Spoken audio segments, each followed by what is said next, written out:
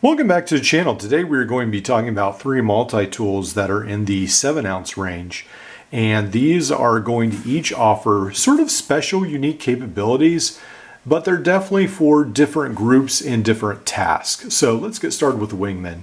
Now, these are only going to be 0.3 ounces apart. This is going to be 7 ounces, 6.7, 6.9.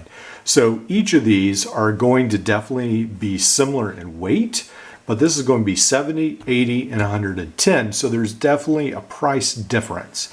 This will be the longest. The Wingman will be the shortest, even though it weighs the most.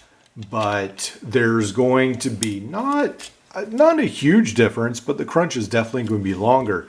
But the crunch is so thin that you can tell the difference right here between them. I mean, the crunch is just super, super thin. All right, so with the Wingman, and again the Sidekick as well, they are going to have a lot of similar capabilities, a lot of similar capacities or characteristics is the word I was looking for. So we've got the needle nose pliers, we've got the cutters, and then we've got the knife and the scissors as well. Now this knife is going to be a combo blade. So these are going to be the outside opening tools. Now on this side, we're going to have the combo tool, which is going to be the wire stripper, the can opener, we're going to have the file, we're going to have the package opener as well. On this side, we're going to have the straight blade and the Phillips, and that is pretty much the complement of the Wingman, and then also the nice pocket clip, which unfortunately the other two do not have. In this weight range, I do not understand why Leatherman does not put a pocket clip on the rebar, but I can understand maybe a little bit more the crunch because it's vice grip, but the rebar, I do not understand that. All right, so the rebar is going to be essentially a mini super tool. So we're going to have locking tools on both the crunch and the rebar, but not the Wingman. The outside are locking, but not the inside. So we're going to have the measurements. Now, I actually got rid of my nice rebar because I was trying to get funds to buy some more multi-tools. So anyway, this is sort of the leftover rebar. So it's been modded by someone else. But anyway, they're going to have nice pliers when they're not ground down and modded, replaceable wire cutters. Then they're also going to have the serrated blade and then the file. Then we're going to have the combo tool again, the wire strippers and the can opener, and the Phillips, which again you can put that bit adapter on and use the bit kit with, which is pretty nice. On this side, we're going to have the knife. We are going to have the file, and then we are going to have the awl and then the screwdrivers as well as a lanyard attachment. So those are going to come with a rebar. And just to give you my biased opinion, I feel like the rebar offers the most value for the money in this segment. At $80, that might seem a little pricey, but it has a lot to offer.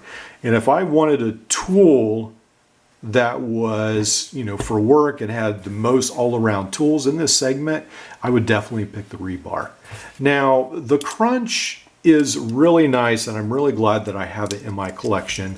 I feel like it's an engineering or engineer success, maybe I should say.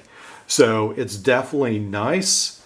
I like that it is very compact. It's a very small package. It's very pocketable, and it's just a very unique tool. So you have the wire strippers tools there, and then this you can take out to use as the bit driver. And then you also have the serrated knife. You have got the file and sort of a large screwdriver right there. And then you also have the Phillips and the two flatheads as well. So you've got all those tools included in the crunch. Now, to sort of disassemble this, I think you have to screw this in all the way. You take this, you pack that in the side, and then this can all close up, and it's just remarkably streamlined. So really, really nice how that packs into such a very small package. Now what I would love is if Leatherman would make a version of this with like Knippick's water pump pliers, like the small ones like the Cobra extra small. That would be really, really neat. But anyway, maybe we'll have to wait a little bit for that. All right, so the rebar, the Wingman, and the crunch, all very similar, but so very far apart in the functions they have. Again, I am biased toward the rebar, but I think that the missed opportunity Leatherman has with this is it really needs updated for a pocket clip. And then I think people would like it with a bit driver instead of perhaps the Phillips, although some people are going to love to use that bit kit with it. And then I really think they need to add one more unique tool to this. And what I would love to see them do, let's see, instead of the saw, is to essentially put a small version of the Super Tool EOD or the Super Tool M where they have a replaceable saw blade adapter. I think that would be really unique. Just give some more function to the rebar, and I think that would give more motivation to buy it if it had a couple more special tools. All right, let me know in the comments below what you think. Which of these in this category would you pick?